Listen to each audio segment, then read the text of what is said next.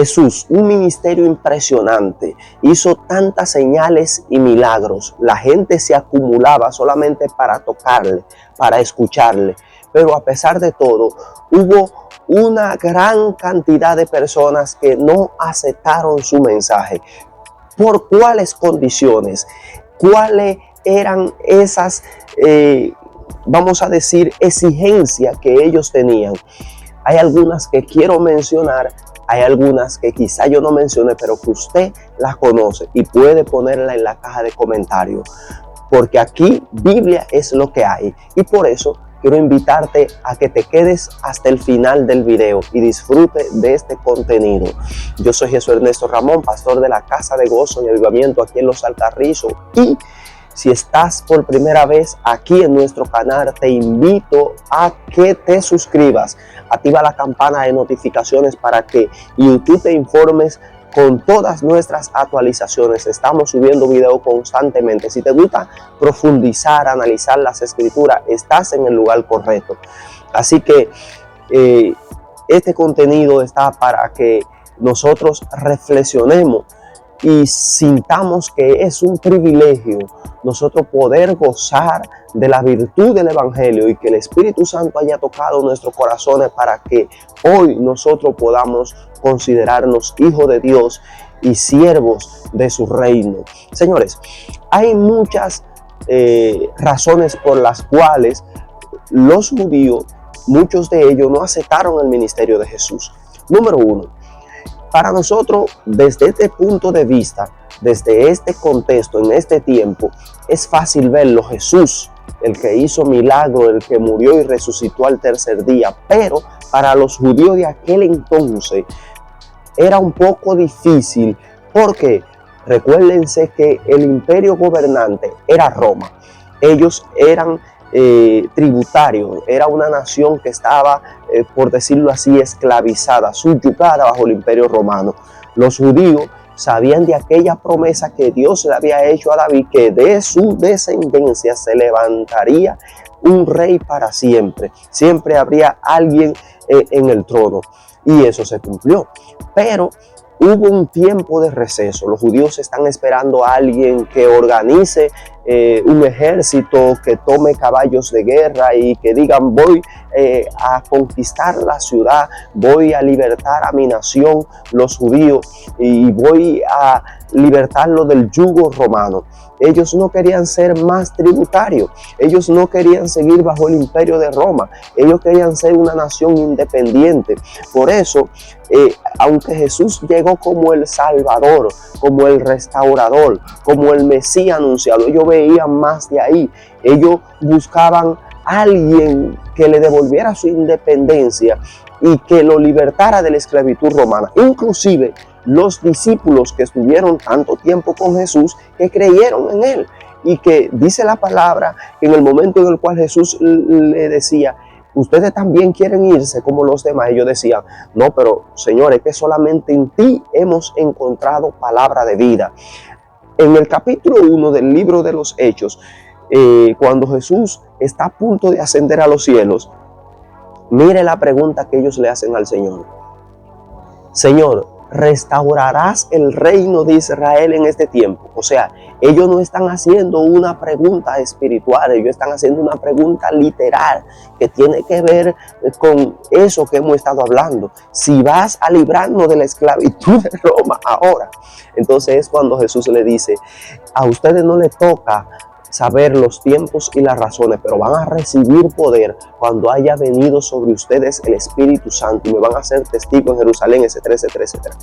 Ahora bien, recuérdense que Jesús va a establecer un reino de 1000 años y luego pasárselo al Padre, un reino eterno. Y esa profecía que los judíos esperaban que se cumpliera en ese momento a través del Mesías, se va a cumplir en Jesús. Pero primeramente, Él vino a establecer un reino espiritual, a libertarnos de la mano del enemigo, a morir por nuestros pecados, a libertarnos por dentro.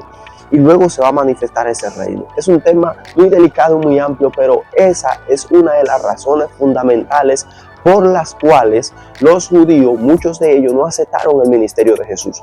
Otra razón, sería lo número 2, que menciono en este video, es que recuérdense que el Espíritu Santo de Dios moraba en algunas personas, le visitaba, pero el Espíritu Santo no estaba constantemente en la nación, como en este tiempo que hay una unción en la cual el Espíritu Santo mora sobre todo aquel que se humille, y el Espíritu Santo puede tratar con cualquier persona. Desde ese momento en el cual Jesús fue bautizado, y dice la Biblia que el Espíritu Santo descendió sobre él y permaneció, al él morir en la cruz del Calvario y al abrir su pecho y rasgarse el velo del templo en donde tenemos acceso a su presencia, el Espíritu Santo mora entre nosotros para siempre. Pero, mis amados, en aquel tiempo no era así. Debido a eso, los judíos, los maestros de la ley, los principales sacerdotes, los fariseos, habían diferentes sectas que sí estudiaban la Torá, sí tenían mucho conocimiento, sí había muchos eruditos, pero no había una revelación del Espíritu que le haga a ellos entender la Escritura.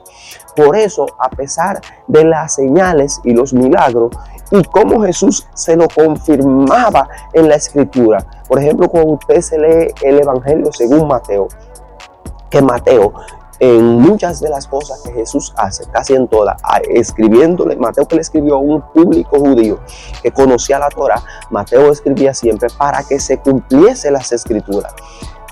Jesús vino a cumplir las Escrituras y todo lo que hizo se lo mostró por la palabra. Está ahí. Luego Pedro, en su primer discurso, ahí en el capítulo 2 del libro de los Hechos, Pedro va analizando las Escrituras y se lo va presentando a ellos. Miren, este Jesús que ustedes crucificaron y entregaron era la cabeza es la cabeza, la piedra angular, y ustedes la menospreciaron, etcétera. Le da un recorrido por las Escrituras, pero ellos no tenían el Espíritu Santo de Dios que le haga entender las Escrituras. Inclusive a los mismos discípulos en el camino a Emaús, dice la Biblia que Jesús estaba con ellos y ellos estaban lamentándose. Jesús estaba en una apariencia que ellos le desconocían. Recuérdese usted que ha leído esa escritura. Y ellos comienzan a lamentarse y a hablar. Jesús fue matado por los principales líderes judíos y nosotros teníamos en él la esperanza de Israel. Y dice la Biblia que después de la conversación y después de Jesús reprenderlo, amonestarlo y decirles incrédulos, no entiende las Escrituras, dice que Jesús le abrió el entendimiento. Entonces, ¿qué privilegio tenemos hoy? Tenían las Escrituras, pero no tenían la iluminación, la revelación. No tenían la forma de interpretarla en el Espíritu. Usted ve que no es solo mucho conocimiento, sino que tengamos la revelación del Espíritu de Dios. Que Él se plazca por su gracia y por su misericordia en darnos la interpretación de lo que estamos leyendo. El paso número 3 que quiero mencionar es que imagínese usted que yo sea, ejemplo, que yo sea el que tiene la solución para el país. Tengo un buen proyecto, soy el hombre que Dios escogió para sacar esta nación adelante en un proyecto político, pero no soy reconocido por la Junta Central Electoral, por la Cámara de Diputados, por la Cámara de Senado, por los partidos políticos, por los principales líderes del país. Ellos están buscando en mí una característica que ellos no ven. Es difícil de que yo tome la presidencia. ¿Por qué pongo este ejemplo? Porque mucha gente creyeron en Jesús, pero decían en algunas ocasiones, ustedes han visto que los principales sacerdotes y los fariseos han creído en él. O sea, Jesús nació en Belén de Judá, pero se crió en Galilea, allá en Nazaret, que era una ciudad de Galilea. Y aunque era una nación judía, era un territorio judío, tenía características diferentes a lo que era Jerusalén, el centro de la ciudad en aquel tiempo. Entonces, en muchas ocasiones le dijeron, de Galilea se ha levantado alguien, de Galilea, se va a levantar alguien.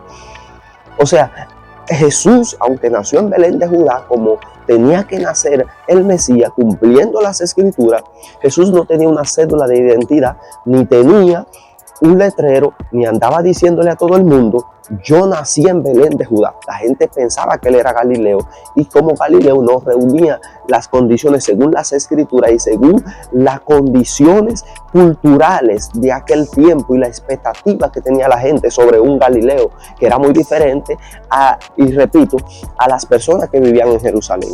Entonces, señores,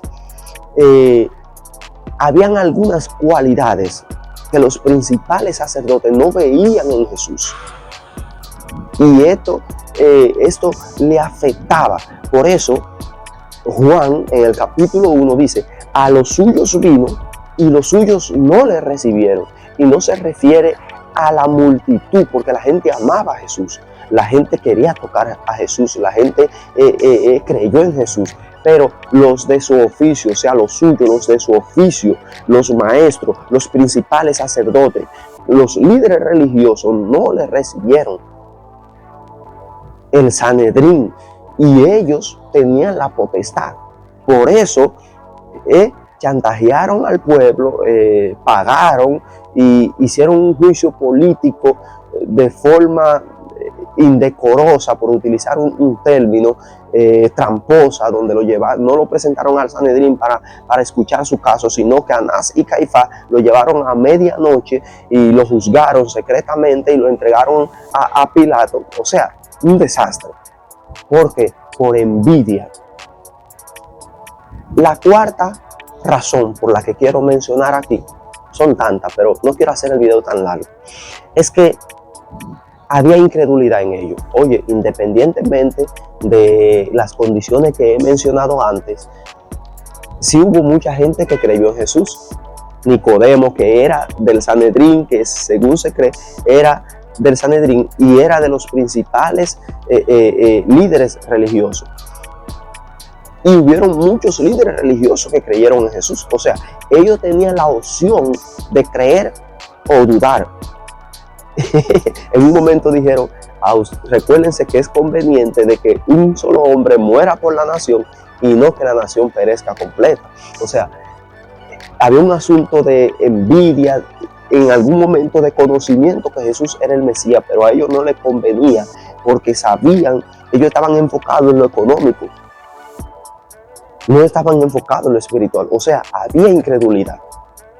Y esto no se puede justificar, y tengo que, a pesar de las condiciones antes mencionadas que podían restarle según la mentalidad de ellos y según la tradición, lo que ellos esperaban, rentarle o quitarle mérito a Jesús como el Mesías, como el Salvador, como el que iba a libertarlos de Roma. Pero hubo incredulidad en sus corazones. Hubo incredulidad, no creyeron, hubieron muchos milagros y milagros contundentes. Por ejemplo, ese en el cual Jesús resucita a Lázaro. Milagros contundentes, donde se evidenció que Jesús no era un hombre cualquiera, pero sus corazones estaban entenebrecidos. Y número 5, que quiero mencionar aquí, voy a terminar con esta porque son tantos. Y aunque parece simple, usted dirá: ajá, yo lo sabía, pero no puedo dejar de mencionarla. Es que todo era necesario para que la palabra del Señor se cumpliera, porque Jesús no vino a reinar, a que le hicieran rey físicamente o literalmente, o un reino como el que los judíos estaban esperando. Jesús vino a morir por nuestros pecados, y todo aquello era necesario que se cumpliera. El que Judas le traicionara, el que la gente lo amara, pero que como quiera lo entregaran, que lo crucificaran, era necesario que él muriera y resucitara para quitarle a Satanás la llave de la muerte. Entonces, todo era necesario, y es necesario de que lo entendamos así, a pesar de todo lo que podamos analizar, comentar. Y por eso quiero que también tú, si has llegado hasta aquí escuchando este video, por favor, confírmamelo ahí en la cajita de comentarios y dime una de esas cualidades o razones por las que el ministerio de Jesús fue despreciado por muchas personas. Si llegaste hasta aquí, Dios te bendiga de manera especial. Recuerda suscribirte y hasta la próxima.